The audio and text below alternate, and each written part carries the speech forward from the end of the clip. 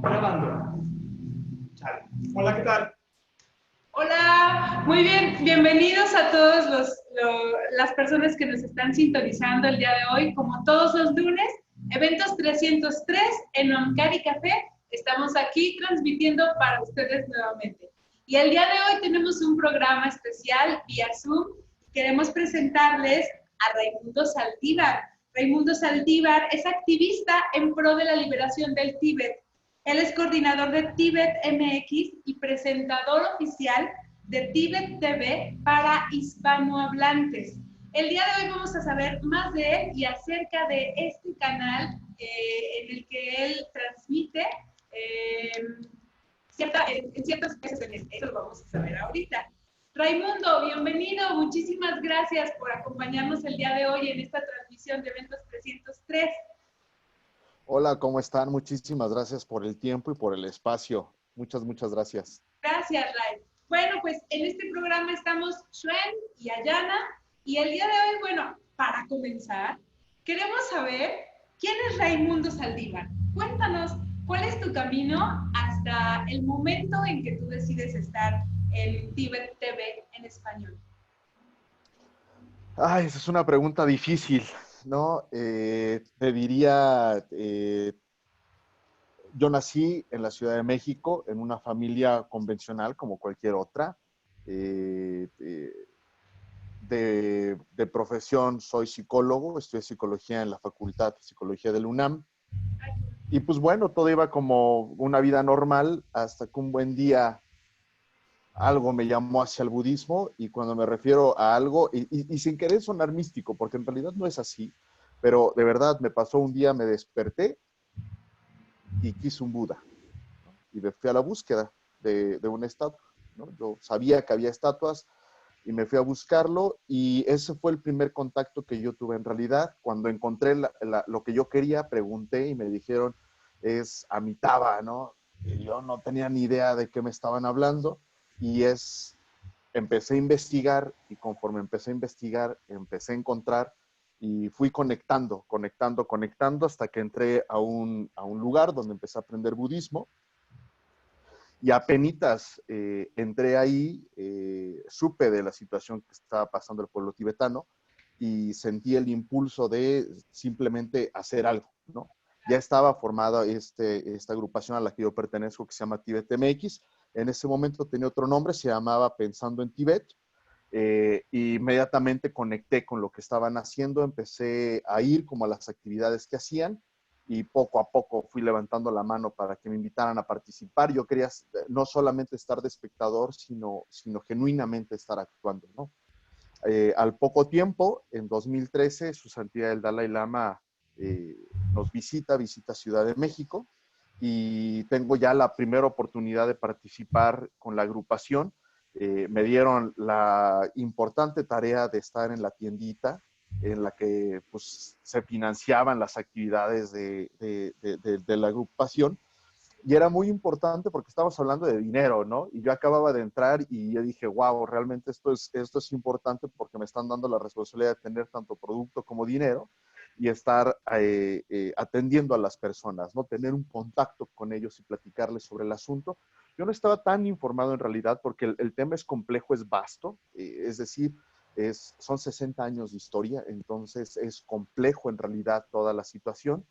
Y así fue como conecté. Después de ese evento de Su Santidad, Su Santidad terminó la actividad un domingo, me parece, aquí en la Arena Ciudad de México.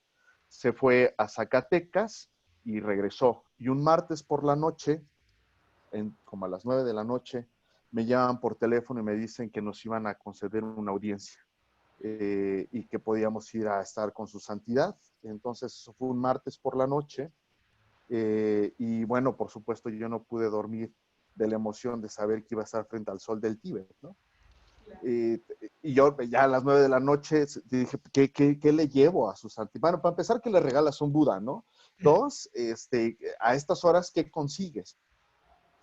Y recién tenía pegado en mi refrigerador un imán con la silueta de una pirámide que decía México, y que acababa de comprar recientemente en el Museo de Arte de la Ciudad de México, ¿no? Entonces tomé el imán, lo dejé muy limpiecito y dije, esto es lo que le voy a regalar a su santidad. Y al día siguiente nos citaron como súper temprano, pero temprano, 4 de la mañana, una cosa así, para poder estar con él, y a las 5 de la mañana lo vimos pasar, ¿no? Entonces, su santidad nos dio un mensaje. Se estaba tomando fotos con otras personas ahí, porque su santidad iba de salida, iba hacia el aeropuerto para regresar a su casa, y tuvimos la oportunidad de estar frente a él. Nos estaba platicando y nos decía que este tenía que ser el siglo del diálogo, ¿no? El siglo XXI tenía que ser un siglo en el que las personas teníamos que ponernos de acuerdo, y que de alguna forma teníamos que emular lo que había estado haciendo Europa, ¿no? De unirse y no separarse, ¿no? La Unión Europea como un modelo en el que pudiéramos estar de esa forma con ellos, y también así tener uniones y no separaciones, ¿no? Y que era muy importante que conectáramos en un nivel de humanidad en el que supiéramos que todos tenemos las mismas aspiraciones de ser felices y no sufrir, y que no viéramos los niveles más superficiales como el sexo, como la nacionalidad. Incluso decía su santidad, ¿no? Yo puedo decir, yo soy tibetano, y ustedes, yo soy mexicano, mexicano, ¿no? Fue unos minutos que estuvimos con él, pero me dejó marcado profundamente la presencia de su santidad, por supuesto. Si de por sí ya estar ahí, verlo, y es ya suficiente para que te deje una huella profunda, ahora tenerlo de frente y poder ver sus ojos, escucharlo directo, ¿no? Y para mí representaba estar frente a la figura, no solamente el líder religioso, sino el ícono histórico, ¿no? De la misma manera como estar, no sé, frente a Nelson Mandela, que seguro te impacta, o contra Lech Walesa, ¿no? Contra estos grandes pacifistas, sin duda alguna estar con su santidad, que es él y Desmond Tutu, son los últimos que quedan de su generación, son los últimos grandes pacifistas, y eso me impactó, ¿no? Saber que estaba frente a la persona que había estado con Mao, a estar ahí frente a la persona que escapó, que tuvo que salir hacia el exilio por el riesgo que representaba quedarse, el que enfrentó la invasión, el que lideró a su pueblo para que mantuvieran la calma, el gran líder, el gran pacifista. Eso yo no me lo podía creer, pues, ¿no? O sea, estar frente a esa personalidad. Y las veces que lo he visto, afortunadamente he tenido la oportunidad de estar con él en varias ocasiones, y siempre produce el mismo impacto en mi mente, ¿no? Lo infinitamente afortunado de estar ahí con él, pero sobre todo lo muy importante es saber que estamos haciendo lo correcto, ¿no? Defender la causa del Tíbet no es defender a los tibetanos, es estar a favor de la justicia. Y esto es bien importante, porque de la misma manera como los tibetanos están sufriendo esto, hay muchos otros pueblos que se están viendo en una situación semejante. Entonces hay que conectar. Al final del día, circunstancialmente, yo estoy muy entrometido con esta causa, estoy con un compromiso profundo junto con todos mis compañeros, somos varios afortunadamente, pero el verdadero punto donde tenemos que conectar es que estamos en un punto de favor de la justicia. No estamos en contra de los chinos, ¿no? Estamos a favor de la justicia. Eso es realmente donde estamos. Los propios chinos sufren a su gobierno. O sea, tampoco es como que ellos estén felices de la vida. Sufren mucho y sufren constantemente a su gobierno.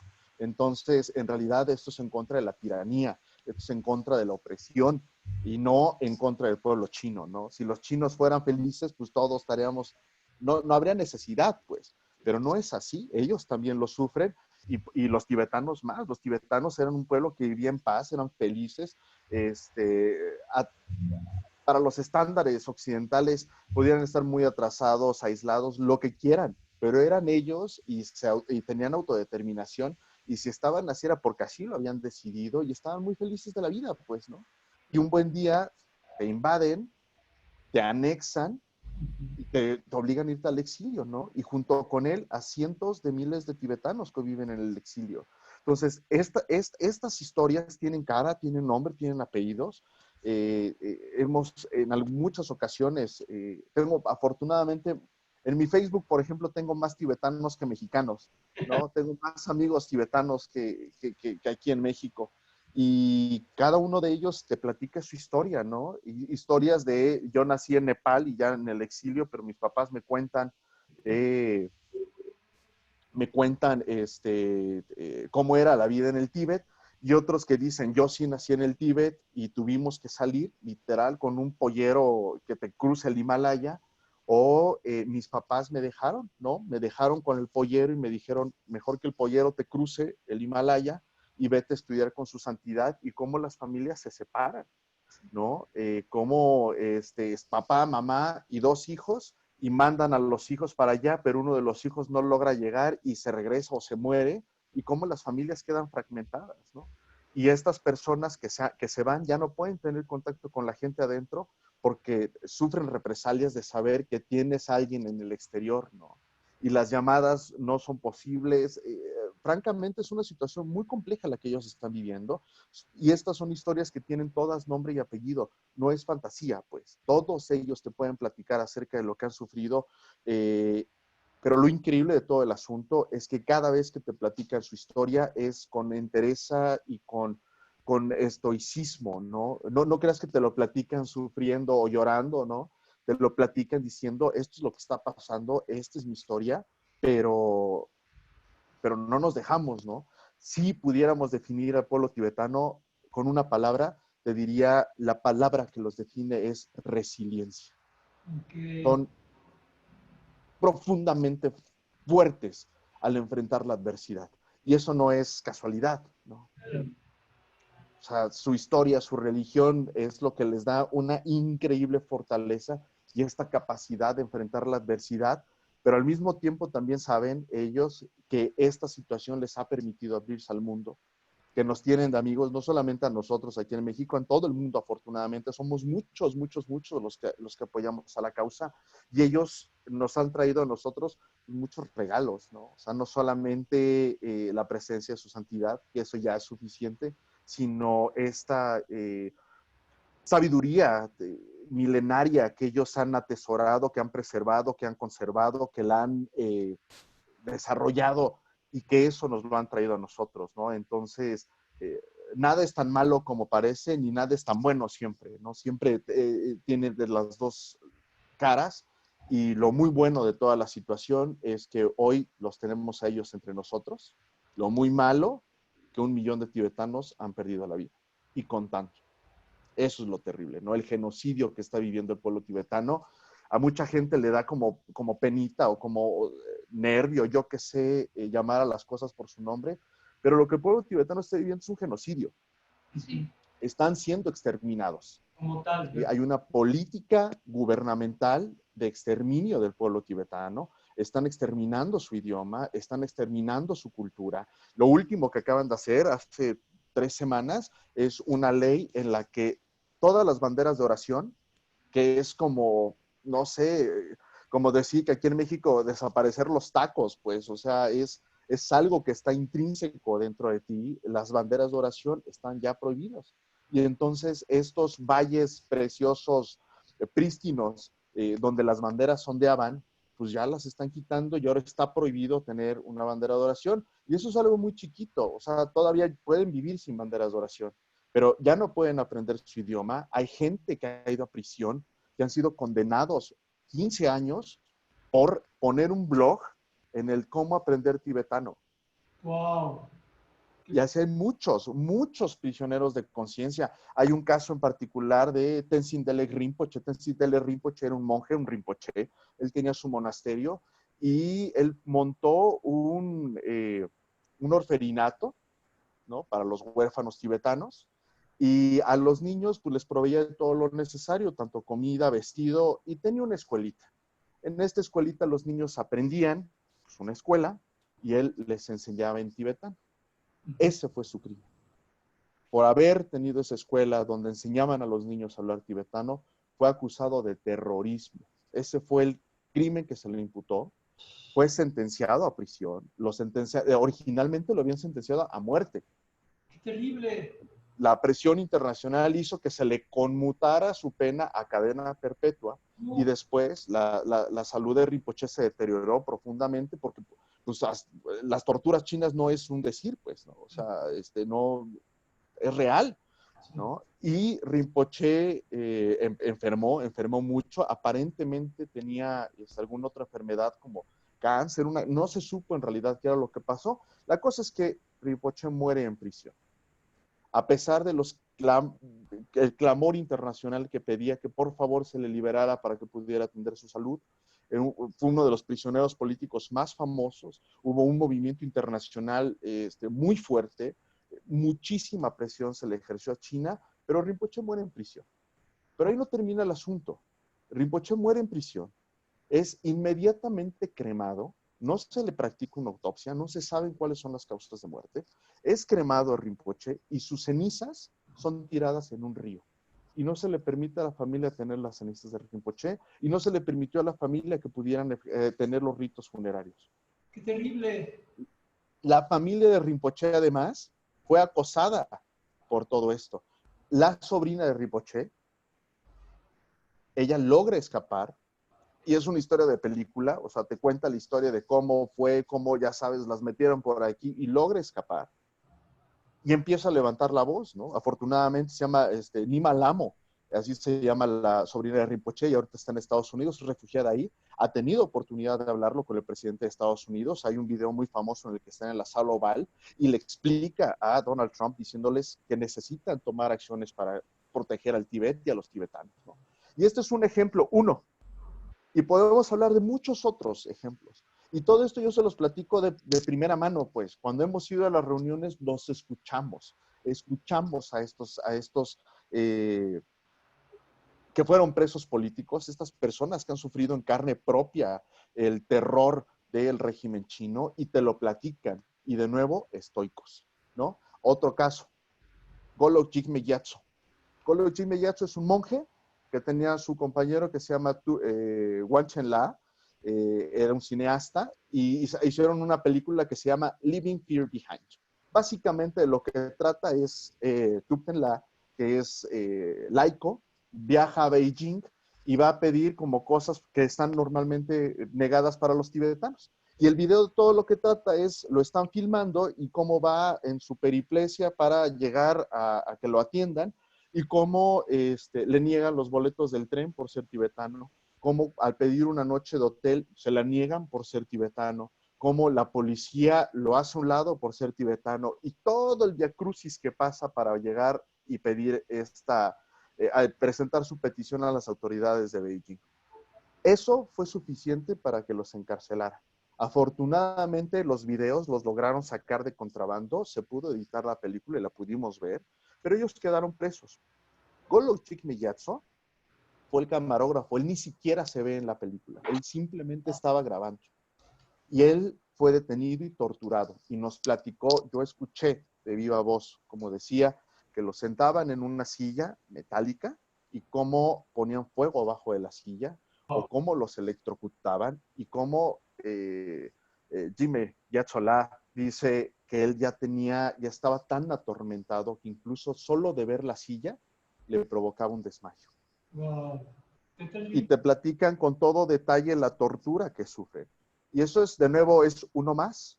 Y así les puedo platicar la historia de cuántos tibetanos se les ocurre, pero todos con una cara, todos con un nombre. No es fantasía, no es un cuento, es realidad. Estas personas están sufriendo. 6 millones de tibetanos están dentro del Tíbet. 6 millones. Nada. De esos 6 millones, 1 millón ha muerto desde 1949, que fue la invasión, en 1959 que su santidad sale al exilio, y de ahí a la fecha que han pasado 60 años de que su santidad dejó el Tíbet, 70 años desde que inició la invasión, 60 años de la anexión. Han pasado muchísimos años y en todo ese tiempo, imagínense la cantidad de historias que hay. Les voy a poner un ejemplo. Los primeros refugiados, los que salieron con su santidad, porque su santidad sale su santidad del Tíbet el 12 de marzo. El 12 de marzo su santidad sale, ¿no? Está la revuelta el 10 de marzo, para el 12 de marzo es el día del levantamiento de las mujeres tibetanas, y su santidad sale al exilio y llega a la India el 17 de marzo. Cuando su santidad llega a la India y que ya está a salvo, los tibetanos se dan cuenta de que él ya no está y salen también ellos, salen en masa. Se calcula que junto con su santidad salieron 100,000 tibetanos en la primera oleada para llegar ahí con él, que fueron así como fragmentados, ¿no? Primero una ola de 10,000 y así poco a poco. Salen todos estos tibetanos, pero la primera oleada de tibetanos, de refugiados tibetanos, llevaban una caja donde guardaban pues, sus propiedades, ¿no? Como la llave de su casa, algunas fotos. Y esa generación, pues está desapareciendo, es la generación de su santidad, gente ya mayor. Y te platican los tibetanos, la gente que tiene mi edad, incluso pues, un poco más mayores, y te platican cómo, con mucha tristeza, cómo esa generación, cómo sus padres están muriendo y aún abajo de su cama sigue esa caja. Porque ellos siguen teniendo la esperanza de poder volver a sus casas y llevarse esa caja de regreso a casa. Y cómo esas cajas se están quedando ahí. Pero los tibetanos dicen, no importa, yo me la llevo, ¿no? Yo voy a llevarme esa caja de nuevo y vamos a regresar a nuestra casa. Entonces, el tema del Tíbet es un tema, por supuesto, de derechos humanos, pero es un tema de humanidad. Es un tema profundamente humano. Son personas las que están sufriendo las atrocidades, son personas las que están sufriendo el atropellamiento de sus derechos humanos, son seres humanos, familias enteras, que lo están sufriendo. Entonces, de primera instancia uno puede pensar derechos humanos como algo abstracto. No, es algo muy tangible, son personas con nombres y con apellidos. Y entender esto marca toda la diferencia. Porque en el tema del movimiento de la causa tienes que tener francamente un algo donde tú puedas enganchar, ¿no? Donde tú puedas conectar con lo que está sucediendo. Y si tú piensas en términos abstractos de ellos, pueblo tibetano, es muy genérico y no conectas. Y piensas, ay, pues otros igual ya están haciendo algo por ellos. Pero cuando a ese pueblo tibetano le pones un nombre, un apellido y conoces historias, conectas inmediatamente. Y sabes que no lo estás haciendo por algo, un ente abstracto, lo estás haciendo por gente como tú. Imagínate que ahorita nosotros estamos aquí, nos invaden y de repente ya no podemos hablar español y de repente ya no puedes comer tacos, ¿no? Y de repente ya no puedes llamarte Juan, sino ahora te tienes que llamar como sea el nombre más común de la potencia que te está invadiendo. Claro. ¿No? Y que ya no puedes vestir como vestimos los mexicanos porque ya está prohibido, y que ya no puedes tener a la Virgen de Guadalupe porque tener una fotografía de la Virgen de Guadalupe te cuesta 15 años de prisión, ¿no? Que ya no puedes ir a misa porque te cuesta 15 años de prisión, ¿sí? Y que cuidadito te vean moviendo los labios, ¿no? Porque seguro estás rezando un Ave María y órale, te vas a prisión. Y ahí todo es agarrotazo, ¿no? Es increíble, tú uno escucha las historias de cómo los monjes, al principio, ¿no? Que metieron a los monjes a prisión. Porque, bueno, la revuelta, por eso les digo que es un tema muy complejo y tiene muchas facetas, ¿no? Cuando fue la invasión, 1959, y que es el día del levantamiento tibetano, hay 3 monasterios muy grandes alrededor de Lhasa, ¿no? Que por una parte es Sera, por otra parte es Drepung, y por otra parte es Sera, Drepung y... Ahorita les digo el otro nombre del tercero, ¿no? Pero son estos 3 monasterios. Estos 3 monasterios son los que están alrededor. Está el levantamiento. Los monjes van, por supuesto, en defensa del Dalai Lama y son cerrados los caminos, porque no están en Lhasa, sino a las afueras de Lhasa, y son cerrados los caminos y el ejército chino empieza a tomar presos a los maestros, ¿no? Porque en el budismo lo más preciado que tiene alguien es a su lama, ¿no? Su maestro. Entonces los toman a ellos y los separan alumnos de maestros y obligan a los alumnos a matar a sus maestros. Pero esto es real, ¿sí? A que con las armas les disparen a sus maestros. Por supuesto, los alumnos no lo hacen, ¿no? Y entonces todos son masacrados. Y esta es una parte de la historia. Pero los que llegan los que no matan, se aguantan y no hacen nada y prefieren ser apaleados y que son apresados, los primeros días en prisión les apaleaban porque veían que movían los labios y entonces los guardias sabían que estaban recitando mantras y eso estaba prohibido y eran apaleados.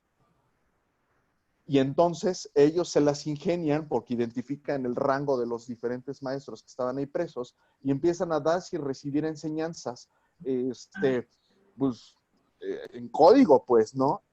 Y todos los que salieron de todo eso te dicen, los mejores años de mi vida fueron cuando estuve en prisión, porque pude practicar. Wow. De nuevo, la fortaleza del pueblo tibetano es muy profunda. Y es estas enseñanzas las que se expanden sobre las personas y tienen este efecto. Ahora, esto no significa que ahí son bien fuertes, pues vamos a dejarlos. No, porque de nuevo es un tema que es incorrecto, lo que están viviendo es una atrocidad, ¿no? Y por ejemplo, de este lado nosotros los occidentales estamos muy acostumbrados, ¿no? A ver, ay, fotitos del Tíbet y ver la montaña bien bonita, ¿no? O vemos un monje, ay, los monjecitos, y no conectamos con lo que está pasando atrás, Exacto. ¿no? Y entonces yo de verdad siempre me pregunto, si eres devoto del asunto, ¿por qué no conectas? Ajá. ¿Por qué no conectas con la situación? ¿Por qué pareciera que son dos entes distintos?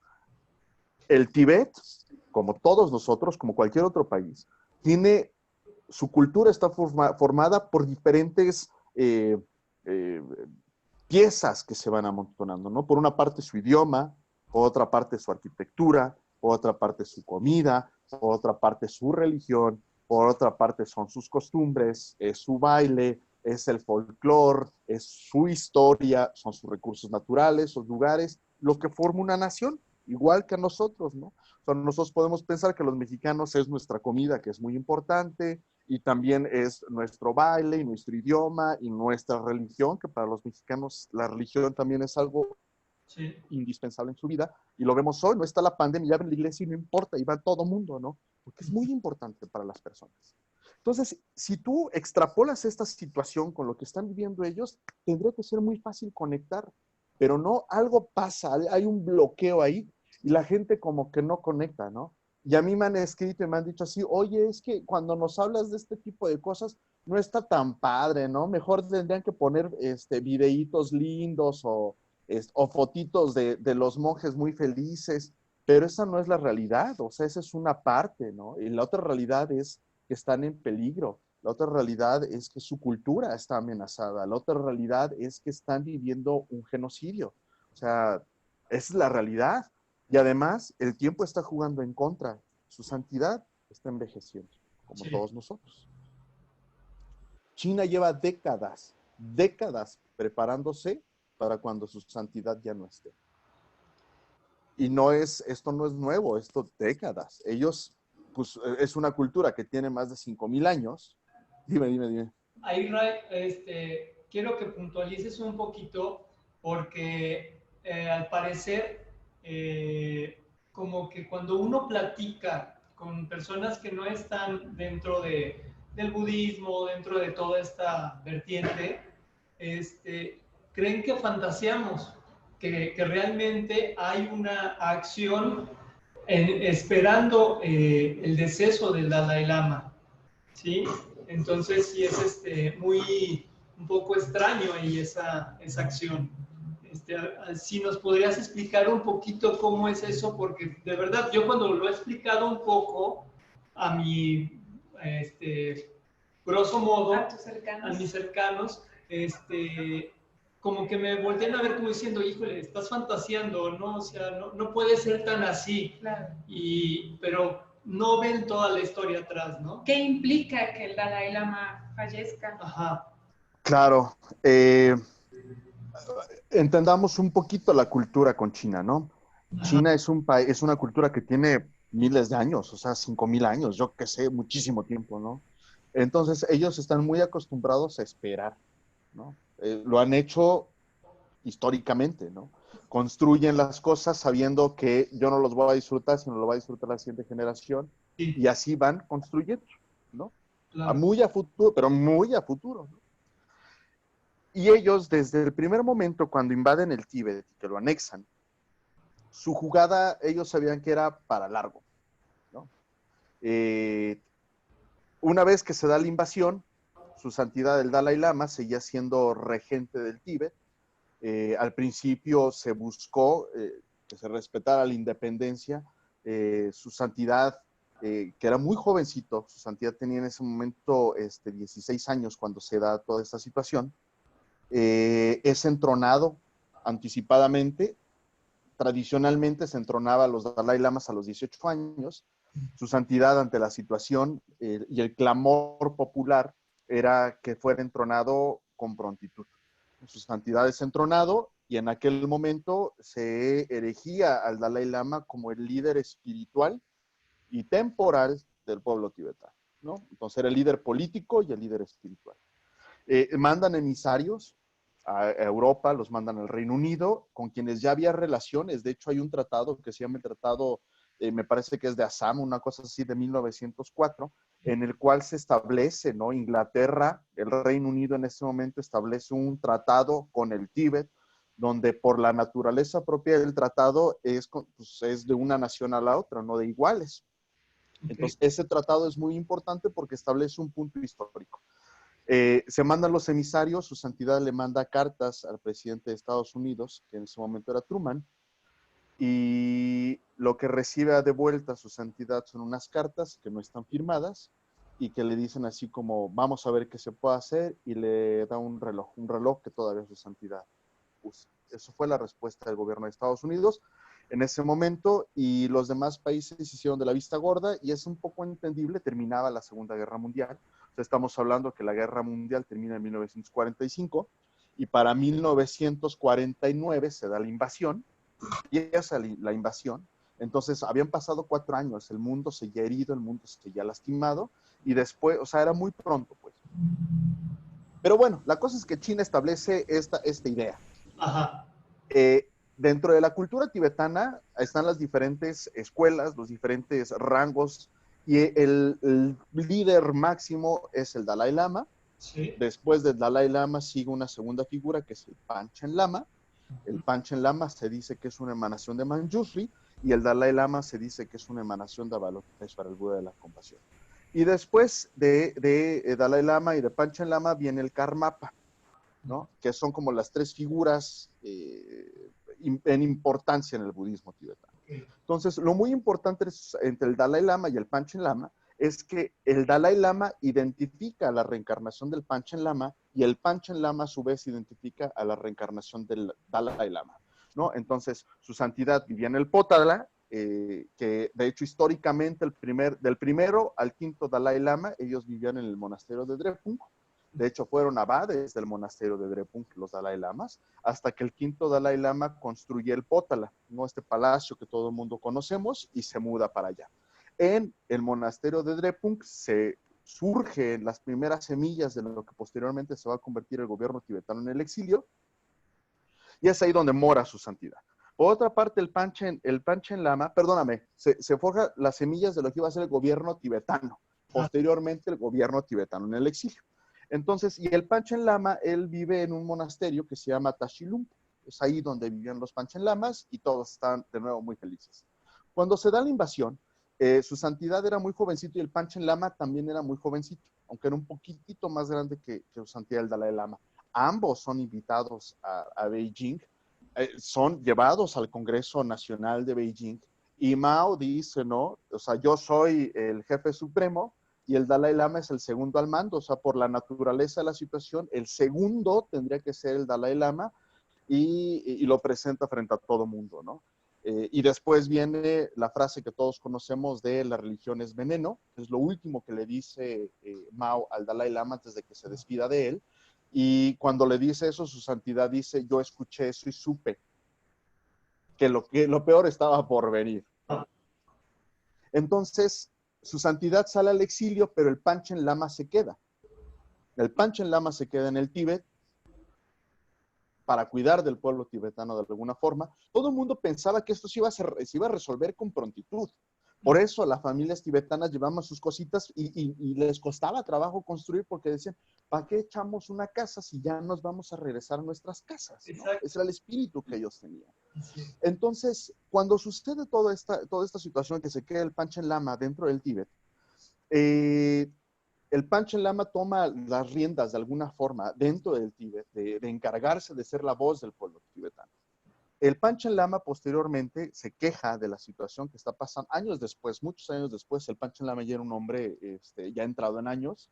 No era viejo, pero ya estaba en sus 50, una cosa así. Levanta la voz, ¿no? Y dice que esto que estaba sucediendo no era correcto, ¿no?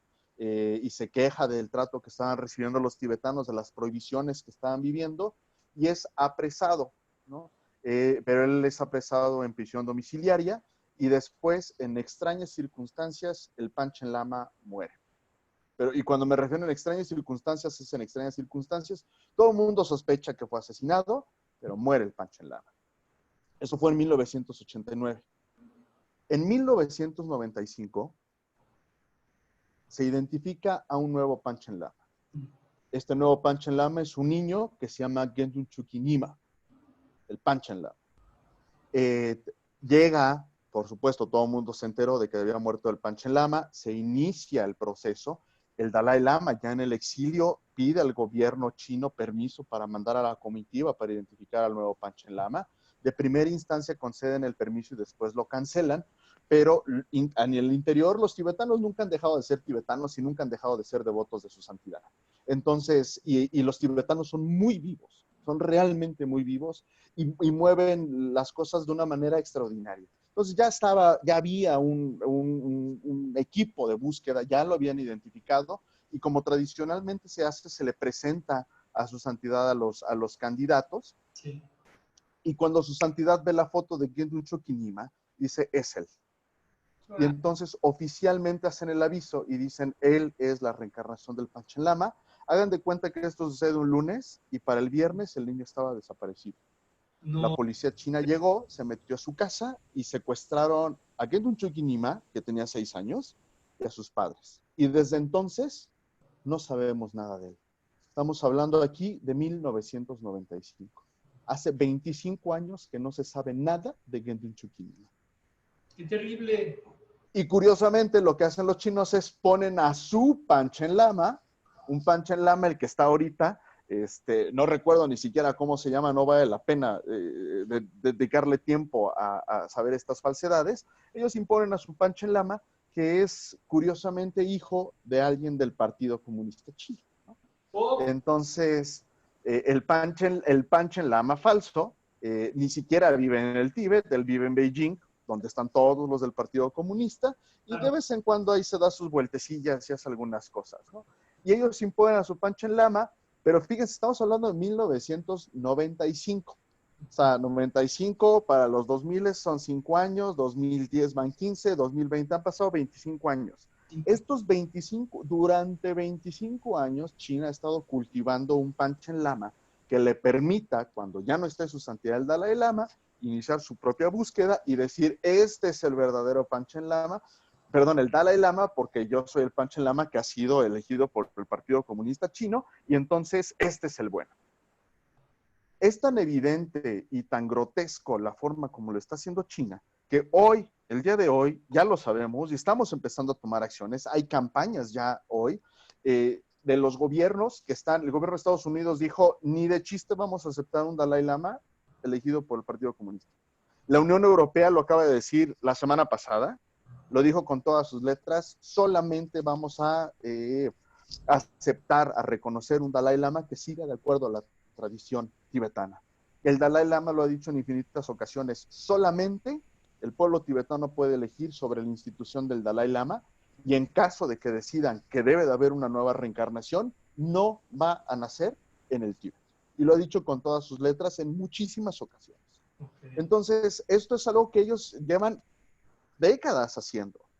Lo han estado haciendo y se están afilando las uñas pensando que en cualquier momento su santidad muere y ellos creen, tan obtusos, que una vez que su santidad muera, se acaba el problema del Tíbet.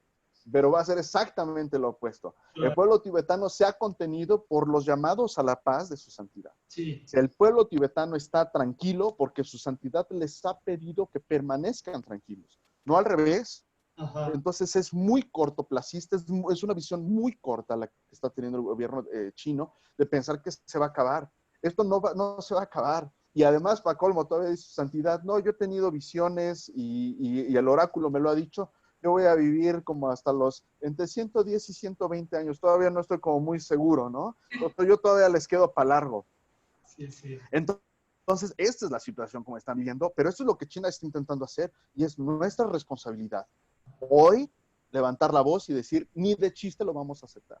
Claro. Y así nos tome 15 años más, desde ahorita vamos a hacerles saber que no lo vamos a aceptar. Nunca vamos a aceptar un títere, como no hemos aceptado un Panchen Lama títere. Ese Panchen Lama ni siquiera, una vez salió del Tíbet, fue a Tailandia, una cosa así, en súper secreto, lo fueron a llevar a un monasterio donde le tomaron unas fotos y de regreso, según fue un congreso internacional de budismo, pero pues en su casa lo conocen, o sea, no es reconocido por ninguna de las tradiciones budistas, porque sabemos que el original, el Panchen Lama real, está secuestrado. Eso es lo que sí sabemos. Y ha habido llamados de la comunidad internacional. En unos meses se cumplen otra vez años de su desaparición, ¿no? Y entonces va a haber hay campañas internacionales acerca de esta situación y va a haber protestas virtuales para que digamos, China sabemos la verdad. El Panchen Lama solamente es uno, se llama Gendun Chukinima y lleva 25 años secuestrado. Y queremos saber dónde está.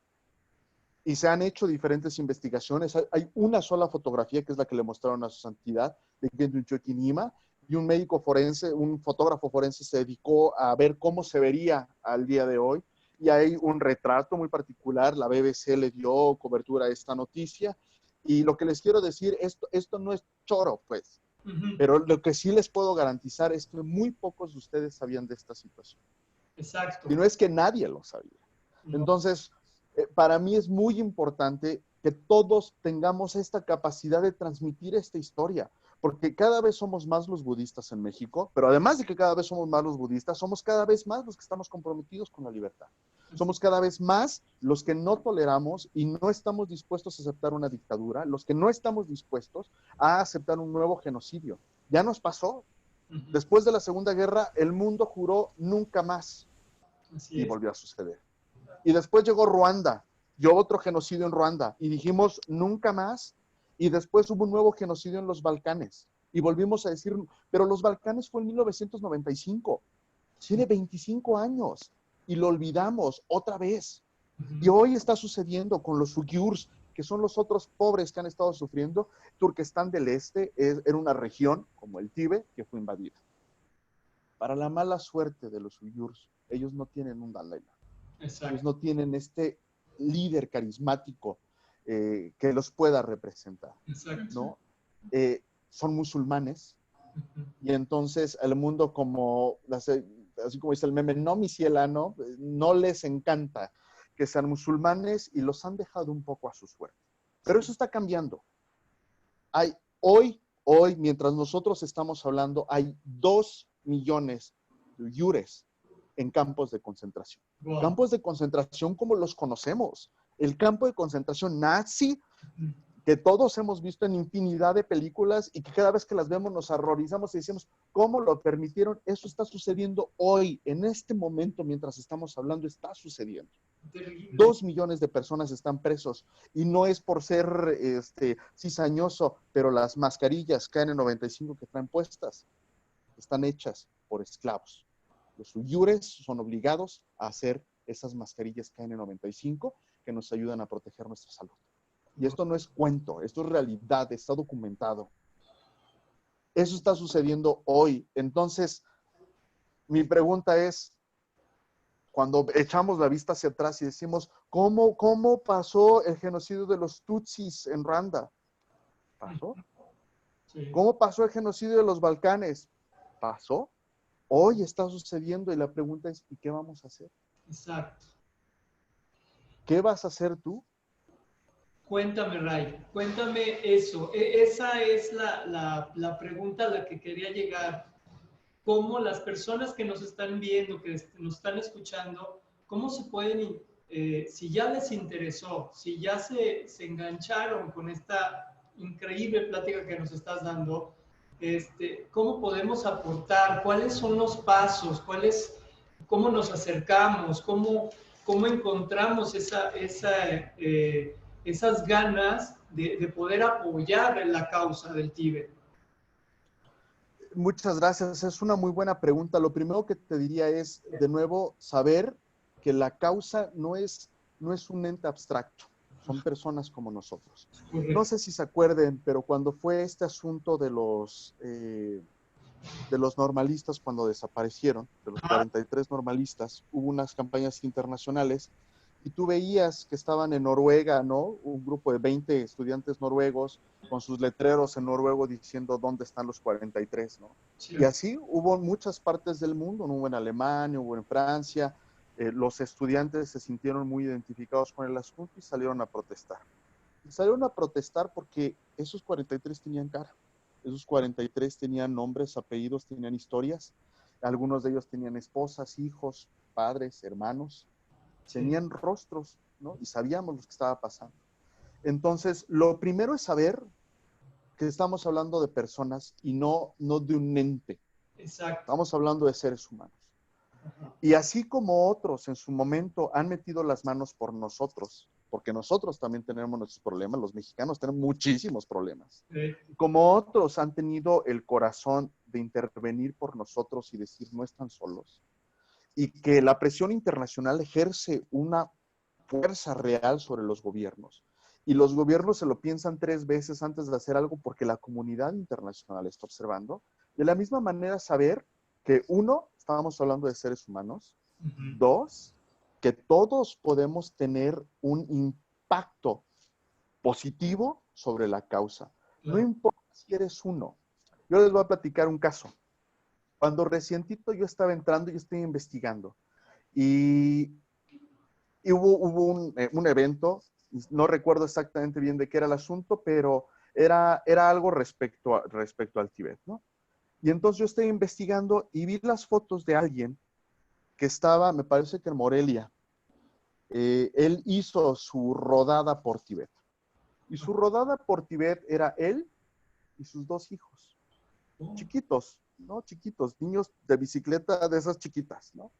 Y entonces les acondicionó a sus bicicletitas unas banderas. Él se puso una bandera en el cuello e hizo su rodada por Tíbet. Cuando yo vi eso, tuvo un impacto muy profundo. Muy, muy profundo, porque me di cuenta que no era necesario nada más que la voluntad. Ok.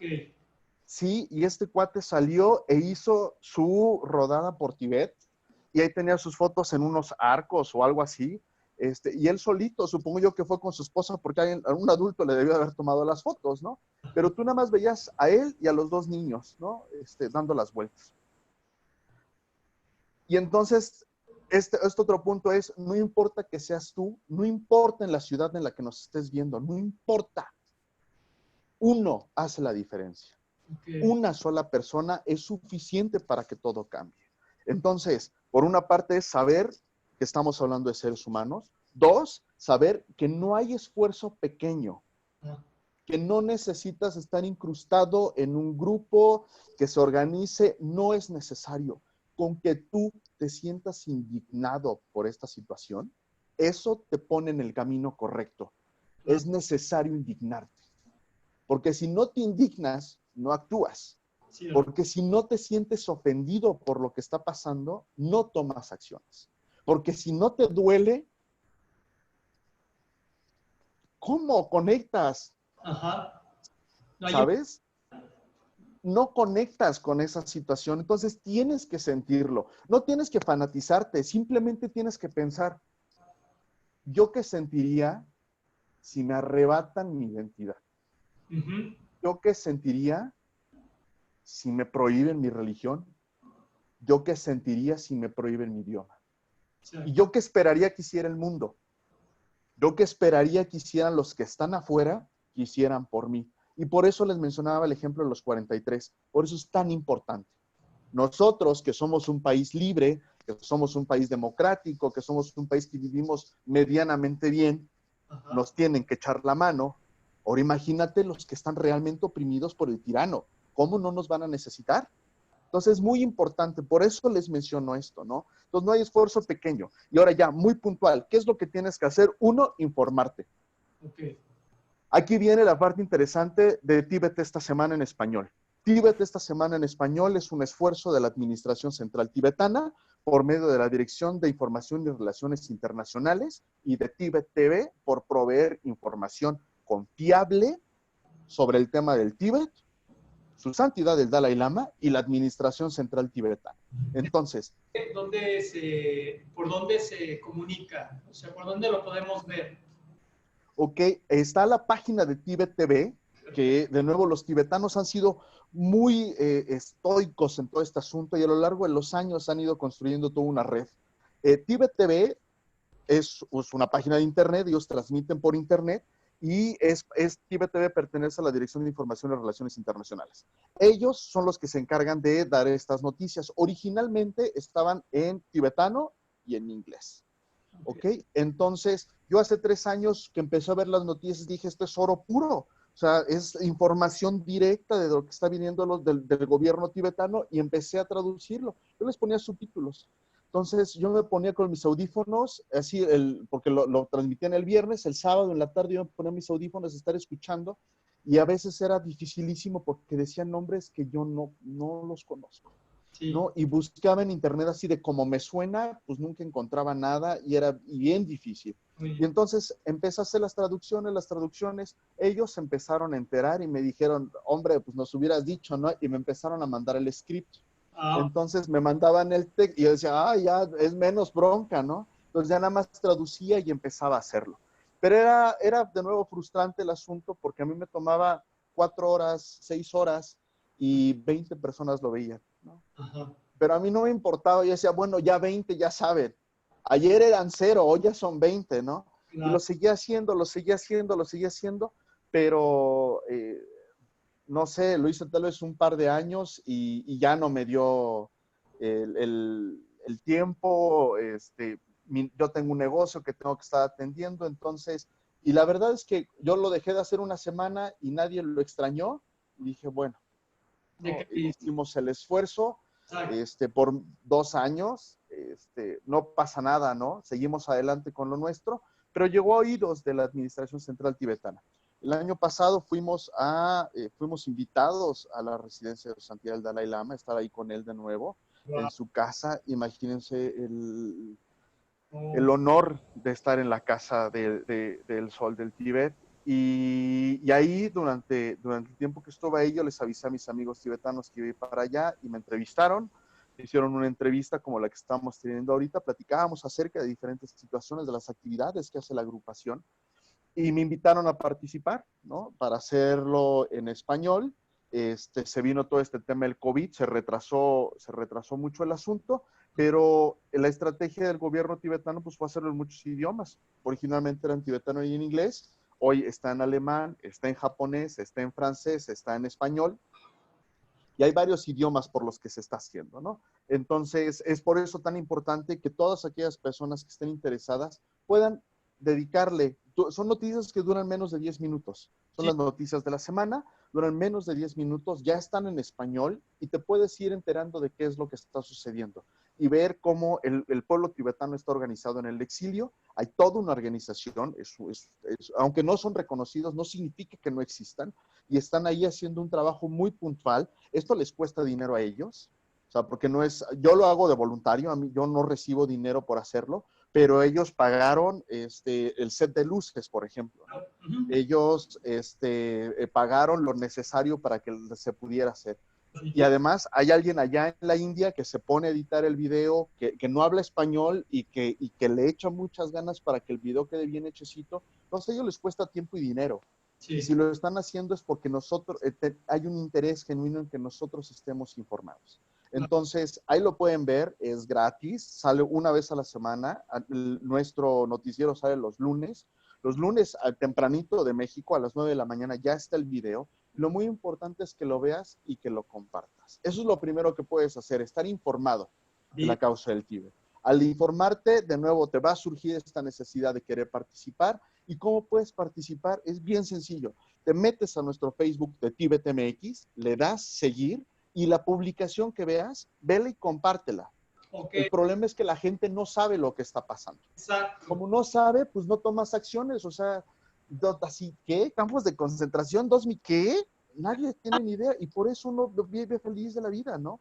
Y uno puede saber hoy, así que te digo, tu teléfono, si tu teléfono es Huawei, aguas, porque en este momento tienes a las orejas en Beijing que te están escuchando, ¿no? Pero la gente no lo sabe, ¿no? Y tienen sus telefonitos Huawei o las tablets Huawei o Xiaomi o todas esas marcas, ¿no?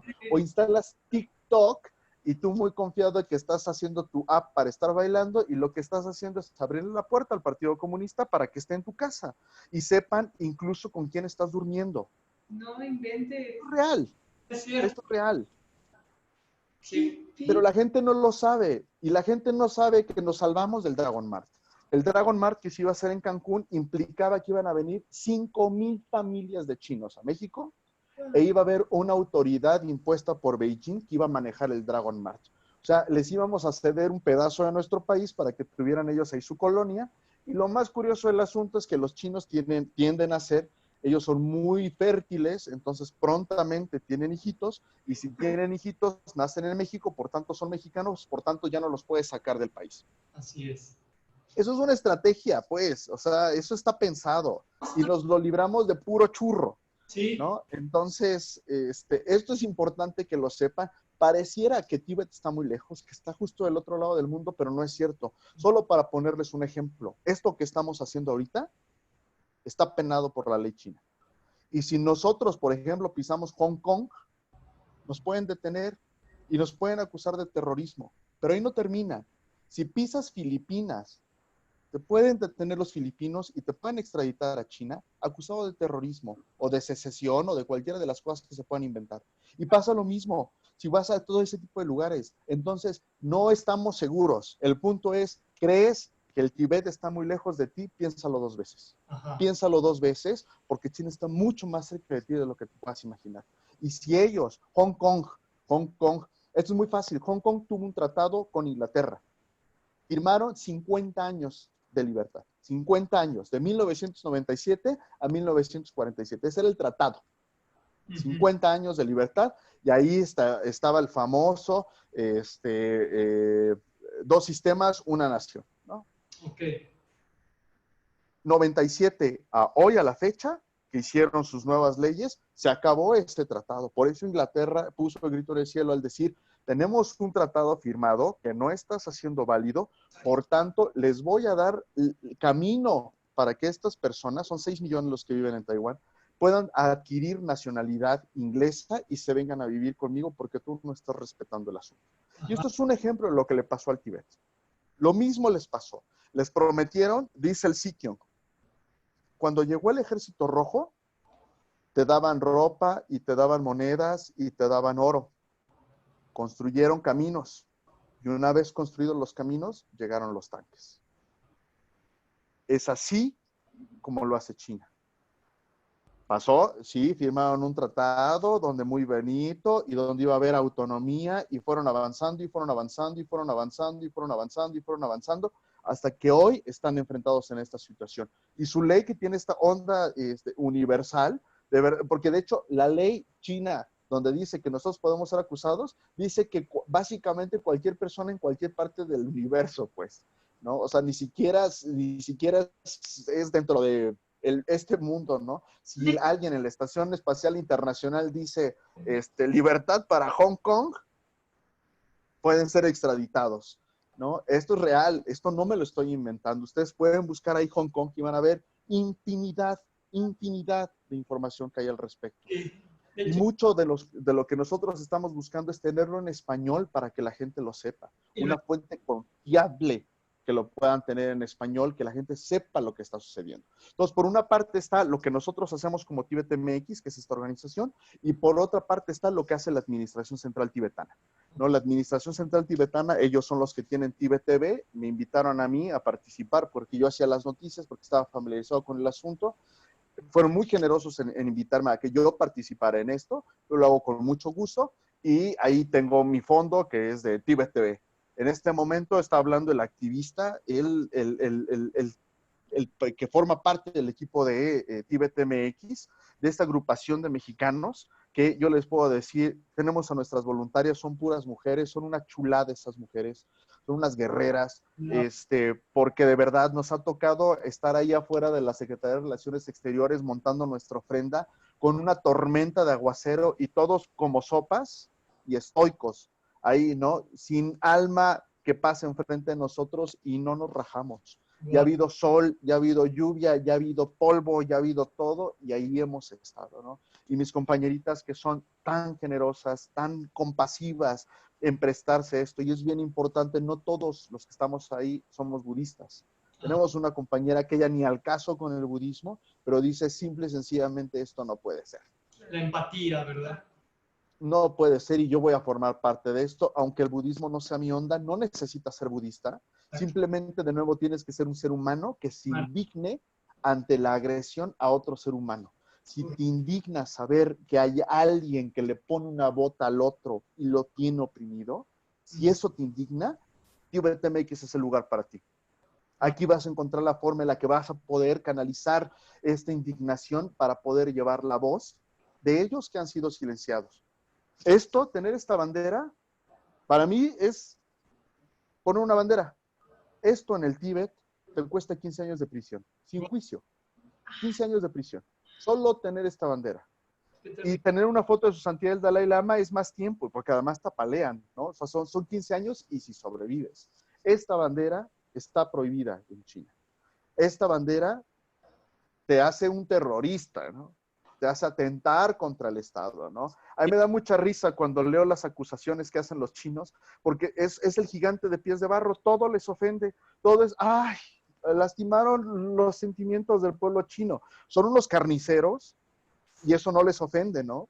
Pero, ay, si alguien les dice cualquier cosa, ay, si lloran, ay, estamos ofendidísimos, ¿no? Oye, y eso de que en tu propia casa, en tu propio país, tu bandera sea partícipe de terrorismo. O sea, eso es lo más terrible que me ha...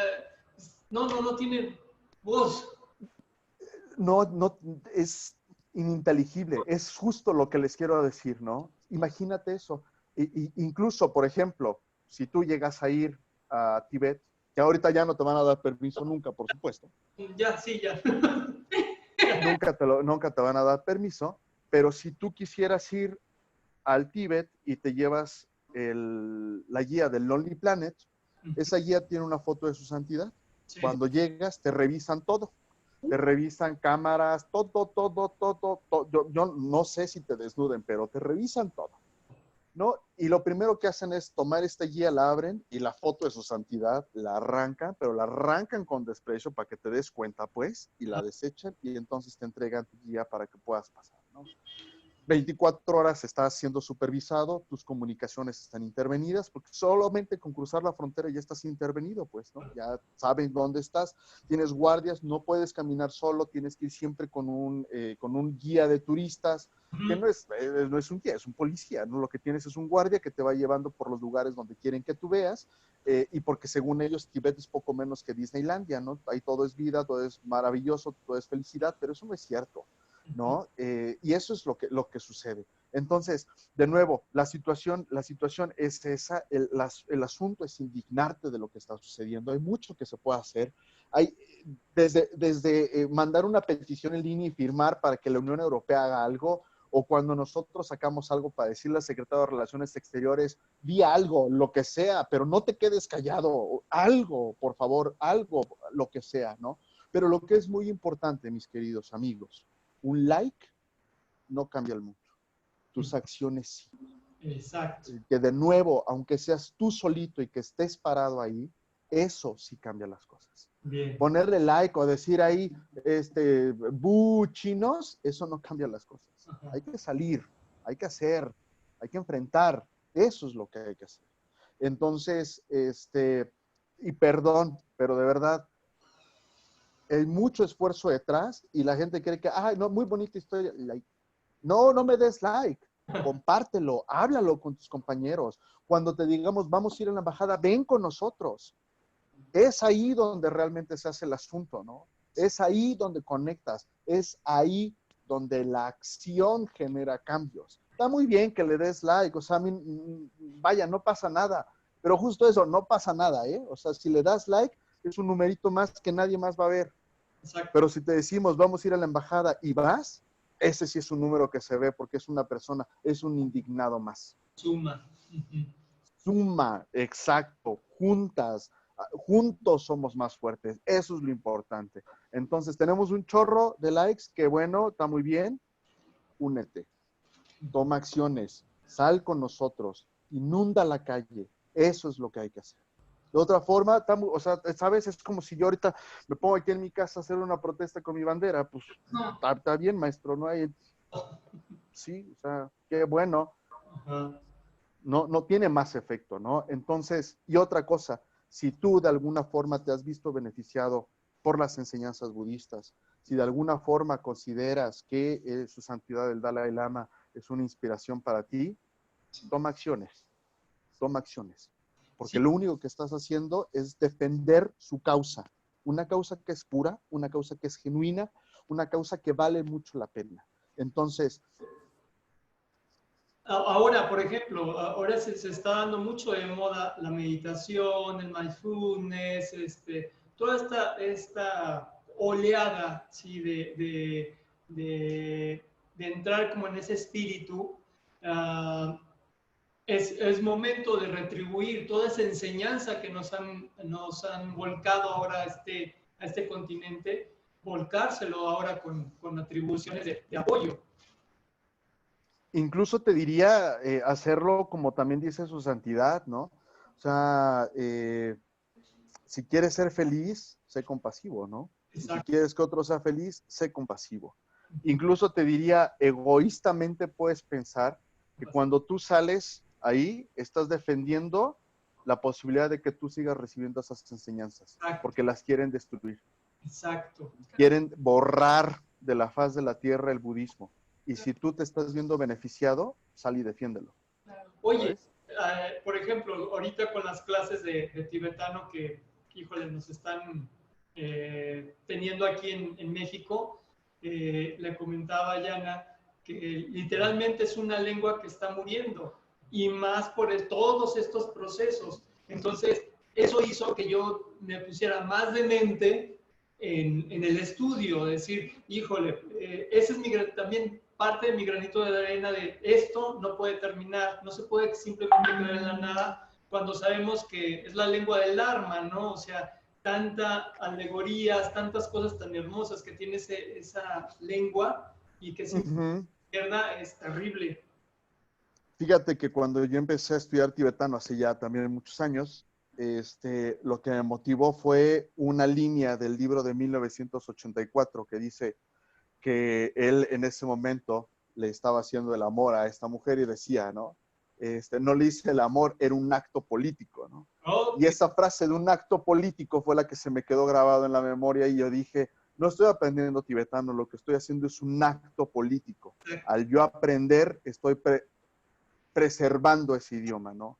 Entonces, es muy profundo el asunto. Por eso digo que hay muchas formas de hacer, pero hacer,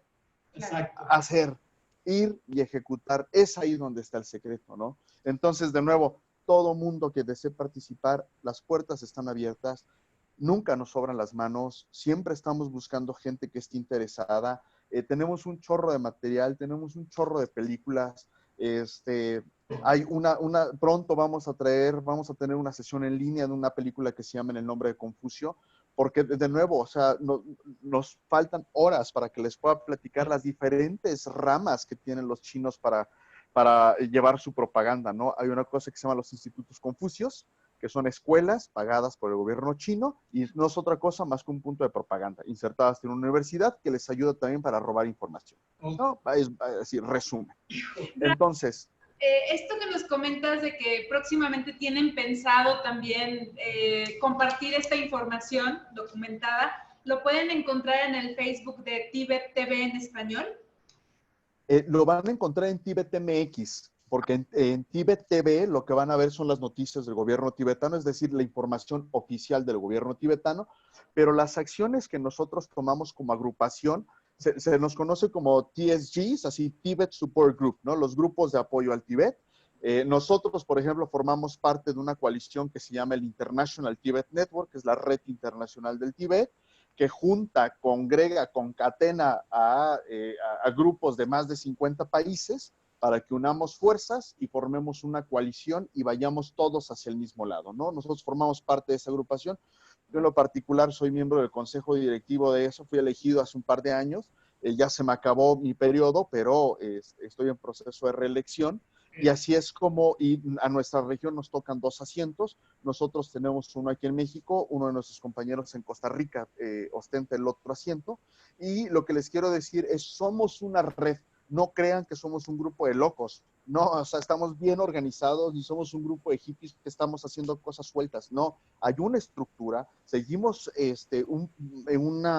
lineamientos muy puntuales acerca de qué es lo importante, cuáles son las campañas que vamos a estar realizando. Estamos organizados, por eso somos un grupo de apoyo al Tíbet. O sea, no crean que es nada más, ahí vamos a tomar café y a ver quién odia más a China. No, hay una estructura ya muy bien montada alrededor de las diferentes acciones que vamos a hacer, cómo lo vamos a ir logrando. Y bien importante, de nuevo la voluntad. La voluntad. No saben lo gratificante que es partirte el lomo y terminar tu evento y decir que sea de beneficio. ¿Para cuántos? No sé, pero que sea de beneficio, ¿no? Y de verdad, ahí yo de regreso cargando mis bolsas y mis flores del Día de Muertos, y todo cansado, ya tarde, noche, estar parado abajo del sol, como policía, pues pobres también esos cuates que están toda la vida en la intemperie, ¿no? Y es profundamente gratificante. Realmente yo no sé qué efecto tiene lo que nosotros hagamos, no sé. Yo espero que sirva, y espero que sirva de mucho, pero no lo sé, honestamente no lo sé. Pero lo que sí me queda claro es que todo mi corazón y el de mis compañeras, todos ponemos nuestro corazón ahí por esta causa que es realmente la más justa, porque los tibetanos no han disparado una sola bala. Así es. Prefieren prenderse ellos fuego, prefieren ellos llamar la atención prendiéndose fuego, privándose de la vida, antes de tomar la vida de otra persona. Entonces, de todas las causas justas, esta es la más justa, porque es una causa de unos pacifistas, de un pueblo que vivían en paz y que fueron invadidos y que están siendo exterminados y se niegan a desaparecer. Se niegan sistemáticamente a pelear y solamente se mantienen en la idea de que las cosas tienen que cambiar, que nada es para siempre y que simple y sencillamente es insostenible lo que está sucediendo. En el camino, nosotros tenemos que hacer nuestra chamba. Ok, muchas gracias, Ray. Sigue en esto. Te agradecemos en el alma, de verdad, toda esta conversación. Nos has abierto otras puertas, otra visión que no solamente es todas las cosas buenas que nos trajo el Tíbet a América, sino pues también una parte no muy cordial, pero que tenemos que ser conscientes y tenemos que ser seres sintientes, ¿no? Y todos tenemos que compartirnos y amarnos. Esta plática va muy extensa. Queremos que en otra circunstancia, en otro momento, volvamos a tener otra vez contacto contigo y que nos sigas llenando de toda esta información.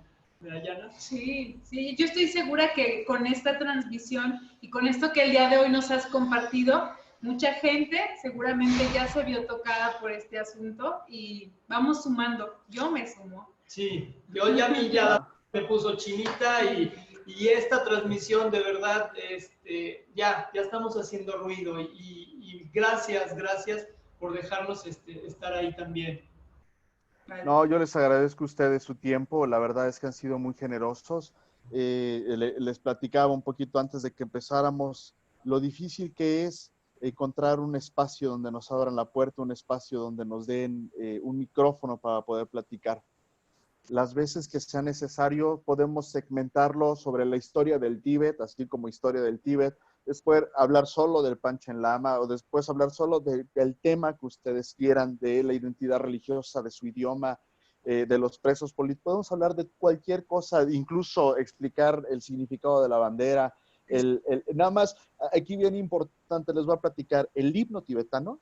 Ajá. De lo que habla es de que pueda el Tíbet convertirse en fuente de felicidad para todos los seres sintientes. Wow. Lo que dice su idioma, su himno. Su himno lo que dice es que ojalá que las enseñanzas del Buda que han florecido en el Tíbet puedan ser causa de felicidad para todo el mundo. Y en cambio, otros idiomas, así, guerra, sangre, destrucción, ¿no? Y el de ellos... Oh, sí. Wow. Sí, entonces, si perdemos al Tíbet, es irreparable. El mundo se va a perder de la posibilidad de ser felices. de estas herramientas de alcanzar la felicidad.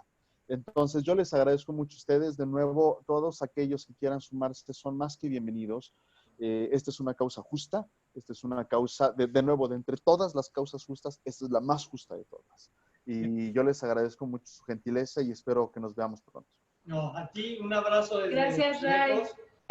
Mil gracias, de verdad. Tashi Delek, Tusheshek.